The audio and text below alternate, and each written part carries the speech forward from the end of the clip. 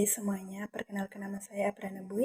Saya mahasiswa semester 2D dari Sekolah Tinggi Pastoral Santo Petrus, Keuskupan Atambua. Nah, pada video kali ini, saya akan menceritakan riwayat hidup Santi Irene dari Tesalonika. Nama Irene berasal dari bahasa Yunani yang berarti perdamaian. Ayahnya adalah seorang penguasa pagan bernama Licinus atau Licinus, dan ibunya bernama Lisina atau Licinia. Dia memiliki dua saudari perempuan yang juga menjadi martir karena iman mereka. Namanya Santa Agape, artinya cinta kasih, dan Santa Cionia, artinya bersih atau putih bagai salju. Menurut catatan gereja Ortodoks di Amerika, nama Irene awalnya Penelope dan hidup di wilayah Balkan atau Persia. Karena kecantikannya, ayahnya mengisolasi dia di sebuah menara tinggi sejak berusia 6 tahun bersama 13 pelayan dan seorang guru bernama Apelian. Nah, di menara inilah bersama atas bimbingan gurunya dan campur tangan ilahi yang mengenal ajaran Kristen dan dibaptis. Ketika beranjak dewasa, ia menolak untuk menikah dan memilih membaktikan hidupnya kepada Kristus. Karena keyakinan dan beberapa mukjizat yang dialaminya secara ajaib, membawa kedua orang tuanya dan beberapa ribuan orang lain dibaptis dan menjadi Kristen. Ia ditangkap bersama saudara-saudarinya di Tesalonika pada masa pemerintahan Kaisar Dioklesian karena menyembunyikan kitab suci yang pada saat itu dilarang keras oleh kekaisaran. Dan mereka menolak untuk memakan daging yang dipersembahkan kepada dewa-dewi.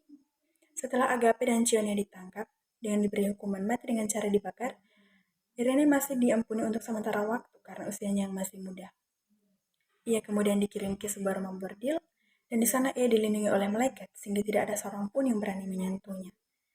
Kaisar menjadi marah sehingga menjatuhkan hukuman mati kepadanya dengan cara dipanah. Santa Irene diperingati sebagai tokoh yang setia kepada Tuhan Yesus. Nah, pesan dari Santa Irene untuk kita semua, mari kita meneladani Santa Irene dengan cara berdoa dan tetap setia kepada Tuhan, karena Tuhan akan selalu ada untuk kita apapun keadaannya. Sebelum menutup cerita ini, saya ada sebuah cerita runtut yang berjudul Si Daud, Gembala Muda yang Mengandalkan Tuhan. Pada zaman dahulu, ada seorang gembala muda yang bernama Daud. Dia adalah seorang yang pemberani dan taat. Dia selalu berdoa kepada Tuhan dengan bernyanyi dan bermain kecapi. Pada suatu hari, bangsa Israel sedang berperang melawan musuh mereka yang sangat kuat, namanya Goliat.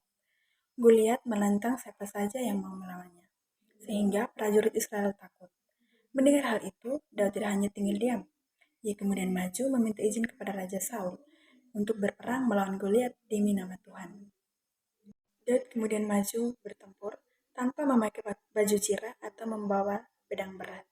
Ia hanya membawa tongkat gembalaannya, sebuah umban atau ketapel, dan 5 batu licin dari sungai.